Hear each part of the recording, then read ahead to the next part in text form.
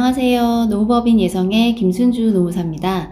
네, 일용직이라 하더라도 고용산재보험 경우에는 당연 적용 대상이 되고 일정 요건에 해당하면 연금 건강보험도 적용 대상이 되는데요.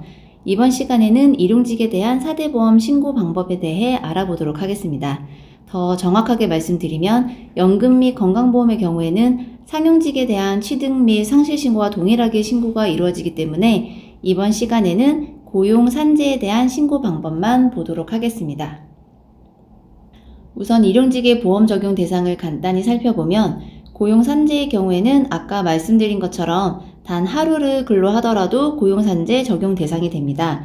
연금보험의 경우에는 1개월 이상 계속 근무하면서 1개월간의 근로일수가 8일 이상이거나 1개월간의 근로시간이 60시간 이상이거나 아니면 보건복지부 장관이 고시한 금액 이상인 경우에만 적용 대상이 됩니다. 건강보험의 경우에는 1개월 이상 근로하면서 월 8일 이상 근로한 경우에 가입 대상이 됩니다. 이제 일용직의 고용산재 신고 방법에 대해 보겠습니다. 일용직의 고용산재 신고의 정확한 명칭은 근로내용 확인 신고인데요. 이 근로내용 확인 신고 방법은 근로복지공단에서 제공하는 신고 사이트인 고용산재 토탈서비스에서 신고하는 방법 기준으로 설명드리겠습니다. 근로내용 확인 신고를 하는 방법에는 화면에서 직접 입력하는 방법과 엑셀 파일을 만들어 업로드하는 방법 이 두 가지가 있는데요. 어떤 방법으로 하던 간에 처음에는 보험 구분과 사업장 관리번호, 기소월 등을 입력해야 합니다. 이게 그 입력 화면인데요. 먼저 보험 구분에 고용보험, 산재보험을 체크하시면 되는데 일반적으로 고용산재 모두 체크하시면 됩니다. 그런데 이제 해당 사업장 관리번호가 산재만 별도로 성립되어 있는 관리번호다 하시면 산재만 체크해 주시면 되고 그 다음 연월을 일용직 근로월 기준으로 해주시면 됩니다. 엑셀 업로드를 하는 경우에 엑셀 파일에도 근로 연월을 입력하는 칸이 있습니다. 그런데 그 엑셀 파일에서 입력한 근로 연월은 반영이 되지 않는 데이터이고 여기에 입력한 근로 연월이 반영이 되는 점 알고 계시면 되겠습니다.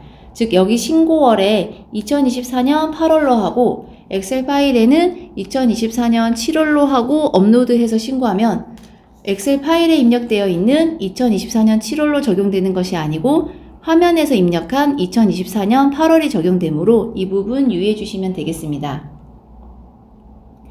그 다음 사업장 관리번호를 입력하시고 그 옆에 있는 사업자 등록번호는 국세청 일용근로소득신고, 즉 일용직 지급 명세서도 같이 제출하겠다 하는 경우에 사업자 등록번호도 같이 입력해 주시면 됩니다. 지급명세서는 고용산재 신고와 별도로 신고하겠다고 하는 경우에는 입력해 주시면 안 됩니다. 만일 사업자 등록번호만 입력하고 나중에 일용직 신고 내역에서 국세청 신고와 관련해서 아무것도 입력하지 않으면 영원 신고로 처리가 되니 이 부분도 주의해 주시면 되겠습니다. 이제 일용직 근로자별로 근무일자, 보수 등을 입력하면 되는데 보험 구분에서 고용산재 체크해 주시고 혹시 해당 일용직이 외국인이고 체류 자격상 임의 가입 대상인 경우에는 고용보험은 체크 해제해 주시면 됩니다. 외국인 임의 가입 대표적인 체류 자격은 F4가 있습니다.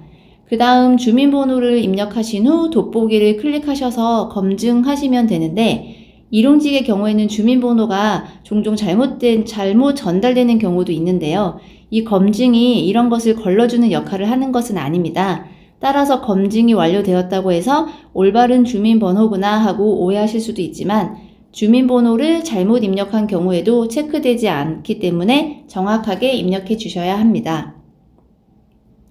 이제 근무일수 체크를 하면 되는데 수기로 해당하는 날짜의 체크박스에 체크해 주시면 되고 체크하면 옆에 근로일수에 자동으로 일수가 카운팅이 됩니다.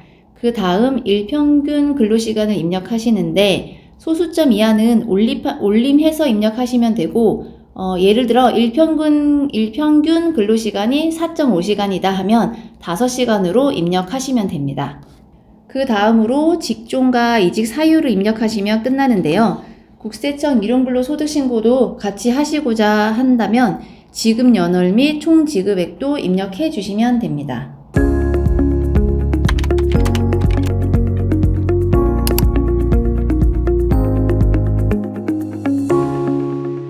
이제 두 번째 신고 방법인 업로드 방법을 보겠습니다. 근로내용 확인 신고 메뉴를 똑같이 들어가신 후 작성 방식 선택에서 엑셀 파일 불러오기를 클릭하시고 그러면 이렇게 여기에 샘플 파일 다운로드 메뉴가 생깁니다. 이 샘플 파일을 다운받으신 후에 직접 한 명씩 입력했던 것과 동일한 내용을 입력하시면 되는데요. 다운받으시면 이게 엑셀 파일 내용인데요. 먼저 엑셀 파일에서 입력해야 하는 내용을 하나씩 보시면 보험 구분은 해당하는 내용에 맞는 숫자로 표기해 주시면 됩니다. 산재보험만 적용되는 경우에는 1, 고용보험만 적용되는 경우에는 3, 산재고용 모두 적용되는 경우에는 5를 입력하시면 됩니다. 그 다음 성명, 주민번호, 신고월 입력하시는데요. 이 신고월은 아까 말씀드린 것처럼 아무 필요가 없기 때문에 입력을 안 하셔도 무방합니다. 그 다음 직종 코드는 직접 입력 화면에서 직종 입력하는 부분에 돋보기를 클릭하시면 직종별로 코드가 나오거든요. 그 코드가 나오는 팝업 창을 참고해서 코드 번호를 입력하시면 됩니다. 그리고 그 다음 일평균 근로시간, 보수지급 기초일수, 보수총액, 임금총액 입력하시고 마지막으로 이직사유 코드 입력하셔서 저장해 주시면 됩니다. 이직사유 코드는 회사의 사정에 의한 이직인 경우에는 1, 그리고 부득이한 개인 사정에 의해서 이직인 경우에는 2, 기타 개인 사정에 의한 이직인 경우에는 3을 입력해 주시면 됩니다. 이렇게 다 입력해서 저장하신 후에 신고 화면에서 작성 파일 불러오기를 클릭하신 후에 업로드를 하시면 끝이 납니다. 이렇게 이번 시간에도 일용근로 확인신고 방법에 대해 알아보았습니다. 감사합니다.